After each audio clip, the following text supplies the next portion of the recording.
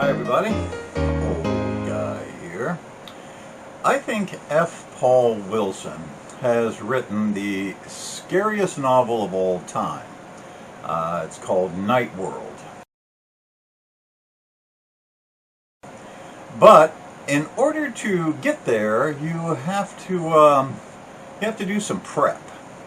Not that reading it cold won't work, it will, because the imagery is terrifying. But if you don't have at least passing knowledge of the Adversary cycle or the Repairman Jack series, then a few things will fall flat. Because the Adversary cycle is damnably hard to categorize. And Repairman Jack isn't one of my favorite characters. I find his ability to remain completely anonymous to be a bit unbelievable. Yet, I still love the stories.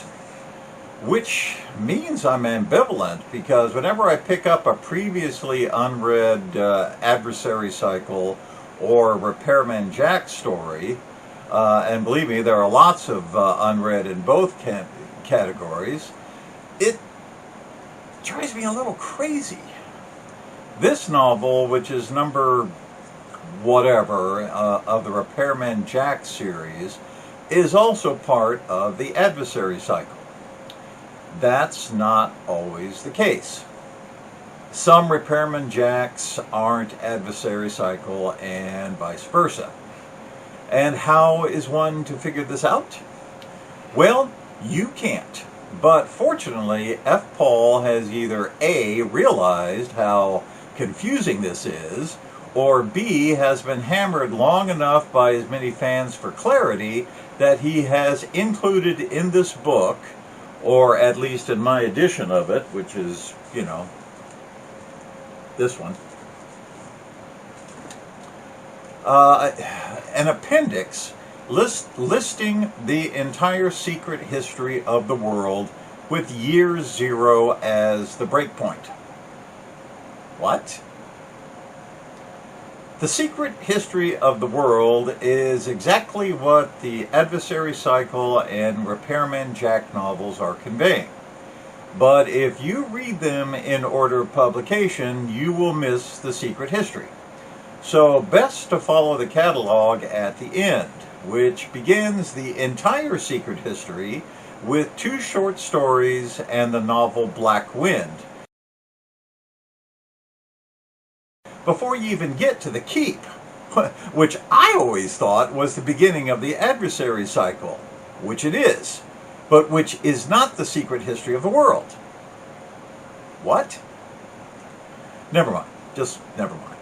Because, thank God, sometime before page 25 of this novel, Wilson condenses the entire secret history, Adversary cycle, and where we are at this point in both stories during a rather effective meeting between Repairman Jack and a supernatural character named Villiers, something like that, who you first meet in the Keep, I think. But whether that's him or not, I'm going to go with it because it sure beats trying to track down and read in order everything listed in the appendix. Unless you need a hobby. Maybe we could make a tontine out of it or something. So what's this about? Well, Repairman Jack is back on the case, this time trying to locate a stolen Japanese sword for a client. But not just any sword, the Gaijin. Gaijin, that word. A special sword made by the master bladesmith Masamune out of a piece of meteorite for a mysterious wandering foreigner. The Gaijin was found after the Hiroshima bombing under the rubble and was put in the Peace Museum and then was stolen, and the guy whose father stole it wants it back from whoever stole it from him.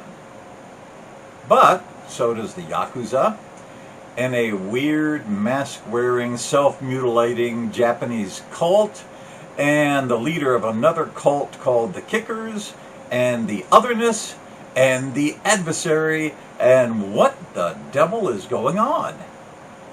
Well, unless you've read at least The Keep and maybe 2 or 3 other Repairman Jack novels, then you'll have no idea.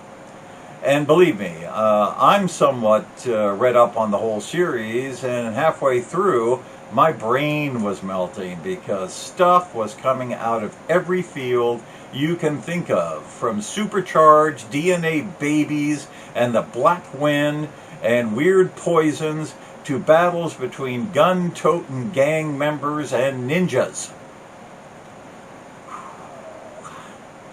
Now, I do not recommend you starting with this book. You'll be good until about the middle when all the other stuff happens. But if you're comfortable with Repairman Jack and the Adversary cycle, then, you'll be alright with this. Just don't expect a lot of clarity. Old guy here. See you later.